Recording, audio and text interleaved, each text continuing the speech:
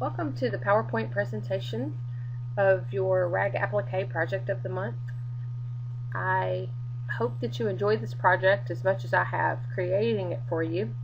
The style of applique that we are doing today is one that I see a lot in gift shops around here in my home area lately, and a little dish towel like the one that we're doing for this project, it will run about $26 in a gift shop here, and so we just know we can make it so much cheaper than that and then really personalize it to our style. So I hope you enjoyed this. You're going to need a few supplies, one being the Floriani fusible fleece. Please know that the fleece is an option. I personally like to use the fleece in some of my appliques because it adds a bit of dimension to it, and so I hope you will try it. Applique Wonder is another product that we'll need. Wet and stick tearaway stabilizer, scrap fabric size to cover the area for the applique. So that means if your applique is going to be 3 inches, you're probably going to need about 4 inches of fabric. Floriani embroidery thread, of course, because it is the most beautiful, and you already know that you need your software. So let's get started. First thing we're going to do is we're going to do our fusing. So we're going to fuse our Floriani fleece to the back of our base fabric. And again, I like to do this to add body to the applique. And while we've got our iron hot, let's go ahead and fuse the Applique Wonder to the back of our accent fabric. Once you've done that, you're going to peel back the conversion paper that you'll have, and then your accent fabric is actually going to be adhesive. It's a very light tack, repositionable, and won't gum up your needles, won't gum up your scissors when you trim the excess away. So it's really going to make the applique very professional looking. It always does. It's wonderful stuff.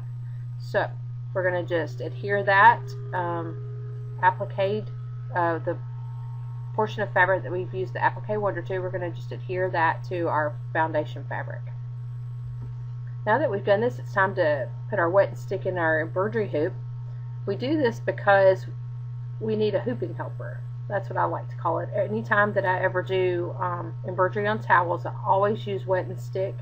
It is our most aggressive tearaway stabilizer that we have. It's absolutely wonderful.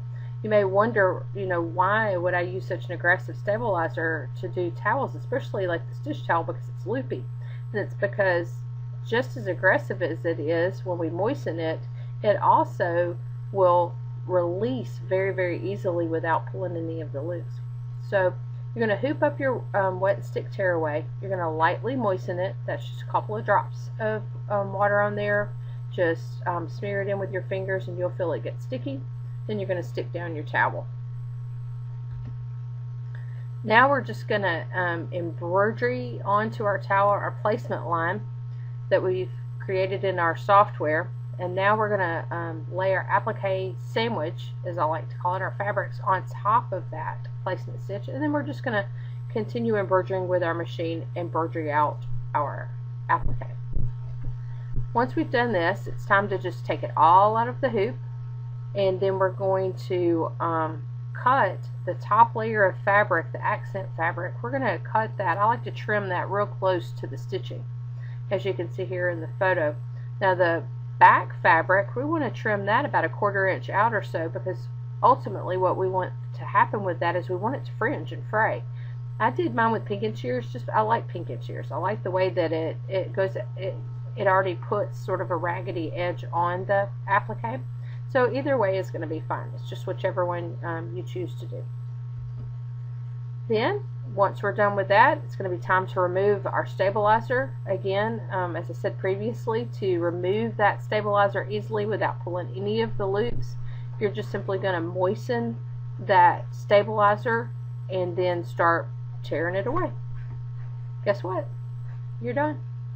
How easy was that? And it is such a neat look. I hope that you'll try it on t-shirts, and I have done it for hot mitts and all sorts of things for the home. I even have a soccer mom shirt that I have done. So hope you'll really enjoy this technique and the look of it, and happy sewing.